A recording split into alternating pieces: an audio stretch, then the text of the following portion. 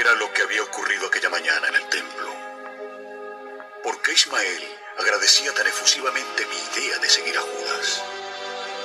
Según averiguó Ismael, la noche anterior, y mientras Jesús y sus discípulos regresaban al campamento de Getsemaní, el Sanedrín había vuelto a reunirse, analizando aquel último discurso del Galileo en la explanada del templo.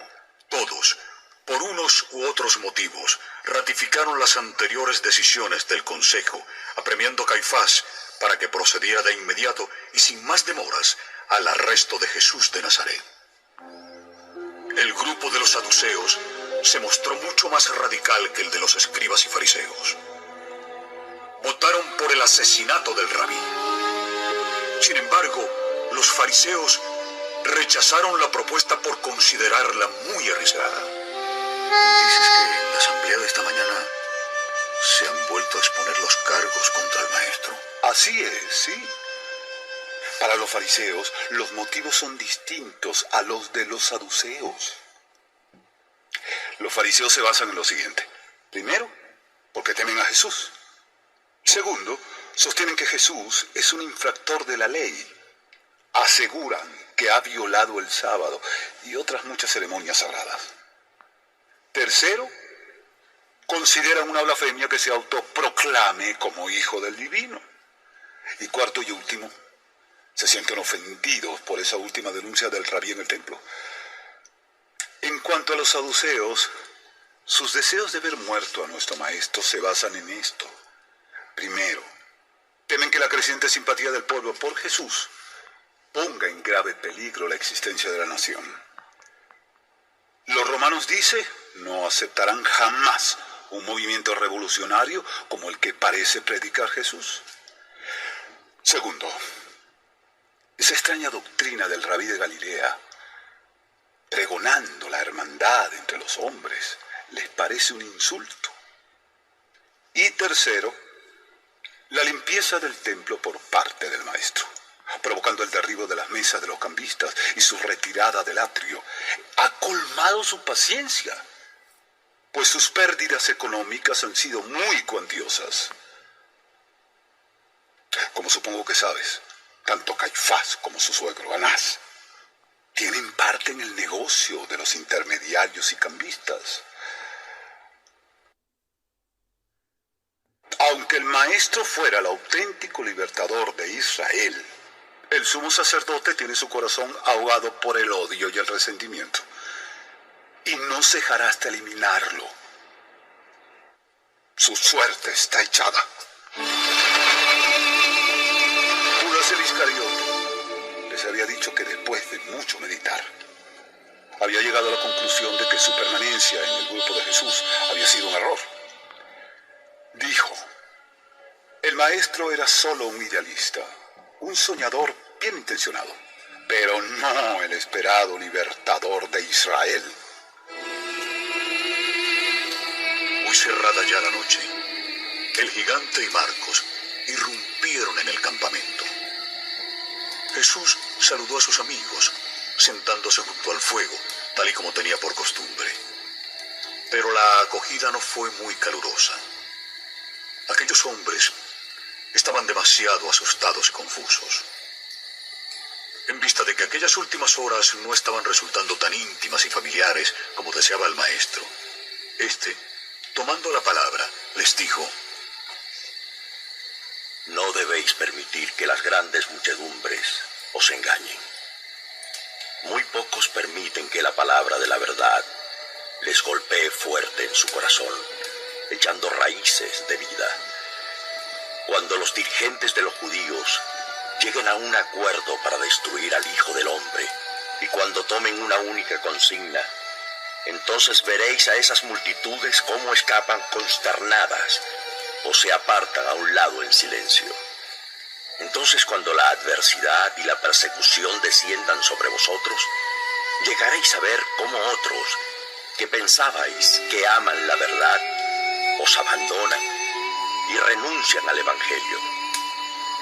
Habéis descansado hoy como preparación para estos tiempos que se avecinan.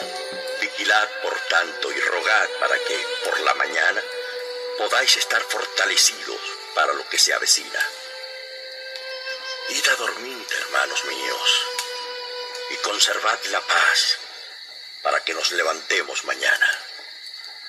Un día más para hacer la voluntad del Padre y experimentar la alegría de saber que somos sus hijos. 6 de abril, jueves. Avanzada la medianoche, uno a uno, los discípulos fueron levantándose y abandonando el fuego.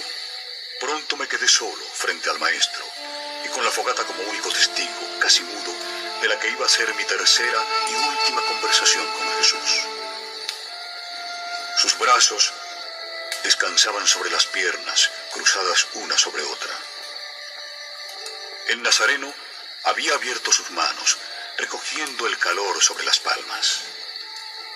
Tenía la cabeza ligeramente inclinada hacia adelante, y sus cabellos y rostro se iluminaban y apagaban a capricho del jugueteo de las llamas. Su expresión acogedora y apacible durante toda la noche se había vuelto grave.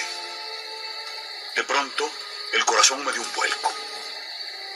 Brillante, tímida y sin prisas, una lágrima había hecho aparición en su mejilla derecha. Era la segunda vez que veía llorar a aquel extraño hombre.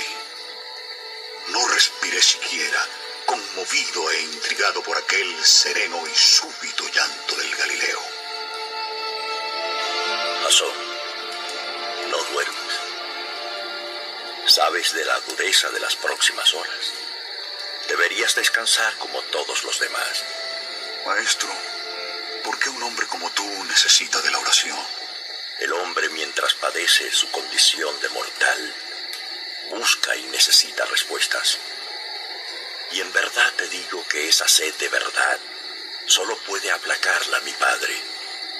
Ni el poder, ni la fama, ni siquiera la sabiduría conducen al hombre al verdadero contacto con el reino del Espíritu. Es por la oración como el humano trata de acercarse al infinito. Mi espíritu empieza a estar afligido y yo también necesito del consuelo de mi Padre. ¿Es que la verdadera sabiduría está en el reino de tu Padre? Mi Padre es la sabiduría. Entonces, si yo rezo, ¿puedo saciar mi curiosidad e iluminar mi espíritu? Siempre que esa oración nazca realmente de tu espíritu. Ninguna súplica recibe respuesta, a no ser que proceda del Espíritu. En verdad te digo que el hombre se equivoca cuando intenta canalizar su oración y sus peticiones hacia el beneficio material propio o ajeno. Esa comunicación con el reino divino de los seres de mi Padre solo obtiene cumplida respuesta cuando obedece a una ansia de conocimiento o consuelo espirituales. Lo demás, las necesidades materiales que tanto os preocupan, no son consecuencia de la oración, sino del amor de mi Padre. ¿Por eso has insistido tanto en aquello de buscar el reino de Dios y su justicia? Sí, Jasón. El resto siempre se os da por añadidura. ¿Y cómo debemos pedir? Como si ya se os hubiera concedido. Recuerda que la fe es el verdadero soporte de esa súplica espiritual. Pero no siempre es así. Cuando las oraciones provienen en verdad del espíritu humano, a veces son tan profundas que no pueden recibir contestación hasta que el alma entra en el reino de mi Padre. Si el hombre no ha alcanzado el grado espiritual necesario y aconsejable para asimilar el conocimiento emanado del reino, deberá esperar en este mundo o en otros hasta que esa evolución le permita reconocer y comprender las respuestas que aparentemente no recibió en el momento de la petición. El silencio no significa olvido.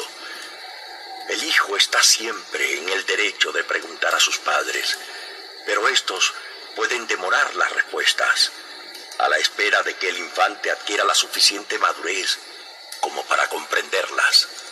¿Debo pensar entonces que la demora en la respuesta a mis súplicas es señal de mi progresivo avance en el mundo del espíritu? Hay infinidad de respuestas indirectas de acuerdo con la capacidad mental y espiritual del que pide. Pero cuando una súplica queda temporalmente en blanco, es frecuente presagio de una contestación que llenará en su día a un espíritu enriquecido por la evolución. ¿Por qué resulta todo esto tan complejo? No, querido amigo. El amor no es complicado. Es vuestra natural ignorancia la que os precipita a la oscuridad, o la que os inclina a una permanente justificación de vuestros errores. ¿De verdad el acceso al reino de tu Padre está al alcance de todos los mortales? El reino de nuestro Padre está en el corazón de todos y cada uno de los seres humanos. Solo los que despiertan a la luz del Evangelio lo descubren y penetran en él. ¿A quién aborrecer más? En el corazón de mi Padre no hay lugar para el odio. Deberías saberlo. Guárdate solo de los hipócritas, pero no viertas jamás en ellos el veneno de la venganza. ¿Quién es hipócrita? Aquel que predica la vía del reino celestial y en cambio se instala en el mundo. En verdad te digo que los hipócritas engañan a los simples de corazón y no satisfacen más que a los mediocres. ¿A quién estimas más? ¿A un hombre espiritual o a un revolucionario? Prefiero al hombre que actúa con amor, aquel que es capaz de amarlo todo. ¿Pero qué me dices de las injusticias? ¿También debemos aprender a amar a los que nos humillan o tiranizan? Cuando llegue el caso, pide explicaciones a tu hermano, pero nunca le odies. El mayor error de tu mundo es su falta de generosidad. El que conoce y practica el amor no suele tener necesidad de perdonar. Siempre está dispuesto a comprenderlo todo. La humanidad a veces se emborracha y embota con sus propios hallazgos y triunfos, olvidando que su auténtico estado natural reside en la serenidad de su espíritu. El día que despierte de tan pesado letargo, volverá sus ojos al sendero del amor, el único que conduce a la verdadera sabiduría. El cansancio empezaba a apoderarse de ambos, y de mutuo acuerdo decidimos descansar las escasas horas que restaban ya para el alba. Hacia las 10:30, el grupo completo, integrado por unas 50 personas, comenzó a ascender por la ladera del Olivete. Yo, algo rezagado, advertí a Eliseo de la dirección que seguía el grupo, en previsión de cualquier aproximación a la zona de seguridad del módulo. Al llegar a la cima del monte, el nazareno rogó a sus amigos que tomaran asiento y que escucharan sus palabras. No es incompatible ser hijo del reino espiritual y ciudadano del gobierno secular y civil. Es deber del creyente dar al César lo que es del César y a Dios lo que es de Dios. No debéis rendir culto espiritual a los gobernantes de la tierra, ni tampoco debéis emplear la fuerza física de los gobiernos terrenales. Ser hijos del reino, desde el punto de vista de una civilización avanzada, debe convertiros en ciudadanos ideales en los reinos terrenales. La hermandad y el servicio, no lo olvidéis, son las piedras angulares del Evangelio. La llamada del amor, del reino espiritual, debe probar que es efectiva a la hora de destruir el instinto del odio entre los ciudadanos no creyentes y guerreros del mundo terreno. Desplegad sabiduría, mostrad sagacidad en vuestros tratos con los dirigentes civiles no creyentes. Sed siempre sabios como las serpientes y tan inofensivos como las palomas. Seréis mejores ciudadanos si sabéis iluminar vuestro espíritu con la verdad del Evangelio. El verdadero objetivo de vuestros corazones, proclamar el Evangelio, porque el Evangelio es una verdad viviente, una revelación viva, Y es mi deseo que lleve frutos apropiados a cada individuo y a cada generación de acuerdo con las leyes del crecimiento espiritual. Recordad siempre, amaros el uno al otro. No luchéis con los hombres, ni siquiera con los no creyentes. Mostrad misericordia, incluso con los que despreciativamente abusen de vosotros. Y yo os aseguro que mi espíritu estará sobre vosotros, ahora y siempre, hasta el final del mundo. Jesús dio por finalizada su alocución.